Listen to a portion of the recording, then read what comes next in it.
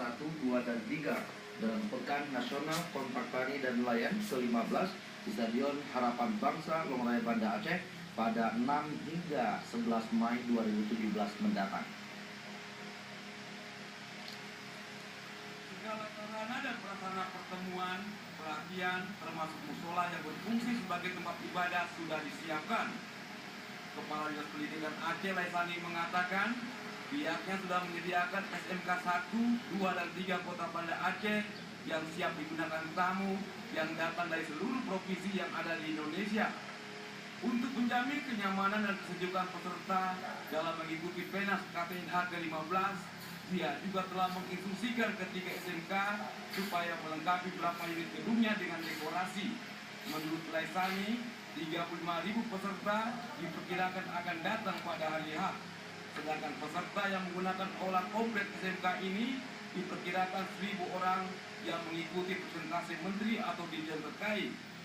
Untuk mengantisipasi peserta yang akan mengambil air wudhu, pihaknya telah menyiapkan ketersediaan air dan toilet.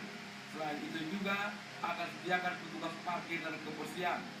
Sebagai tempat pelaksanaan PENAS Tani dan Nelayan. Tentunya kita di Sektor Pendidikan ia merupakan juga bahagian daripada sebagai pilihan tempat yang berdekatan dengan acara inti untuk pembukaan diplom tersebut. Tentunya kita melakukan beberapa hal. Yang pertama tentang kesiapan tempat menyangkut dengan kebersihan tempat itu yang pertama.